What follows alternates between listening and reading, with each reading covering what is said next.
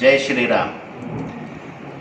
हिंदू धर्मात ज्या प्रभू रामांचं स्थान आम्ही अंतरंगात मानलेलं आहे, असा हा प्रभू राम अयोध्येमध्ये त्यांनी जन्म घेतला आणि जे अयोध्येमध्ये रामजन्मभूमी आहे, अशा जन्मभूमीवरती गेली कित्येक वर्षे हा न्यायालयीन लढा जो आहे हा चालू होता। आणि आज मला सांगायला अत्यंत हर्ष आणि आनंद आहे की सद्गुरू ब्रह्मानंदाचार्य स्वामी महाराजांनी गोव्याचं नेतृत्व जे आहे ते राम मंदिराच्या आंदोलनासाठी केलं होतं। आणि आज ब्रह्मानंद स्वामी महाराजांची जन्मतिथी पण आहे आणि पुण्यतिथी पण आहे। अशा या दिवशी त्यांच्याच कृपेने जणू काही साक्षात रंजन गोगोई म्हणा किंवा हे जे पॅनल आहे, या सुप्रीम कोर्टच्या पॅनलने आज आजची ही तिथी अशी नक्की केली। वास्तविक आज असं पाहायला गेलं तर शनिवार आहे, पण तरी सुद्धा आजच्या तिथीला हा इतका सुंदर निर्णय लागला की भले मुस्लिम लोक असू द्या किंवा हिंदू लोक असू द्या, जो योग्य किंवा सत्य जे आहे त्या सत्यासाठी सुप्रीम कोर्टकडे लोक जात असतात, कोणाचं तुष्टीकरण करण्यासाठी नाही, पण सत्य जे आहे ते सत्य आज लोकांच्या पर्यंत पोहोचवण्याचं काम माननीय सुप्रीम कोर्टने केलेला आहे। तर आजचा हा निर्णय जो रामललाचा विजय जो झालेला आहे, हा रामललाचा विजय खऱ्या अर्थाने आपल्या सगळ्यांच्या सत्याचा विजय आहे। त्यामुळे हा निर्णय आम्ही सगळ्यांनी स्वीकारलेला आहे आणि सुप्रीम कोर्टलाही धन्यवाद।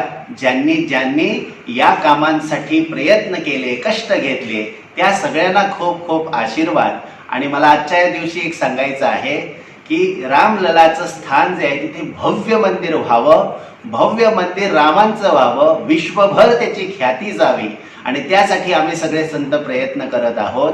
त्याचबरोबर या रामाचा जो आदर्श आहे तो आम्ही सगळेजण आमच्या आचरणाने घेत असतो। त्यामुळे आज रामाचा हा विजय जो आहे तो ज्यावेळी आम्ही संपन्न करतो, साजरा करतो, त्यावेळी ही गोष्ट आम्ही लक्षात ठेवली पाहिजे की राम सगळ्या धर्मियांच्या अंतःकरणामध्ये आहे। त्यामुळे कोणाचाही द्वेष, कोणाचाही मत्सर होता नाहीये का, तर आमचा विजय झाला, यामध्ये सगळे आमच्या विजयात कसे समाविष्ट होतील याचा विचार आम्ही रामाच्या भक्तांनी केला पाहिजे असं मला वाटतं। त्यामुळे कोणाही जीवाचा न घडो मत्सर, वर्म श्री राम पूजनाचे। त्यामुळे रामाचं आम्ही सगळ्यांनी नाव घेत असताना कोणाचा आपण म्हणजे अस्वीकार करू नये, उलट या रामकार्यामध्ये सगळ्यांचं सहकार्य जे आहे ते आपण मागवावं। मला कल्पना आहे की गोव्यातले बरेचसे आमचे लोक जे आहेत ते 89 आणि 92च्या त्या राम मंदिराच्या आंदोलनाच्या काळामध्ये बऱ्याचशा गोवेकरांनी नेतृत्व केलं होतं। आमच्या सद्गुरू ब्रह्मानंद स्वामी महाराजांनी, ज्यात पर्रिकरजी सुद्धा नेतृत्व करत होते, आणि या सगळ्यांनी जाऊन आंदोलन जे आहे ते लखनौपर्यंत गेले होते। बरेचसे आमच्या संप्रदायाचे लोक जे आहेत तेही गेले होते। गोवेकरांनी या लढ्यामध्ये कार सेवा म्हणून शिलापूजनाचा कार्यक्रम केला होता। त्या काळात बऱ्याचशा लोकांनी आपलं योगदान जे आहे ते देण्याचा प्रयत्न केला। त्या सगळ्यांना आज सुप्रीम कोर्टने निर्णय दिलेला आहे। तुमचे सगळ्यांची सेवा प्रभू रामचरणी समर्पित। तुम्हा सगळ्यांना खूप खूप आशीर्वाद।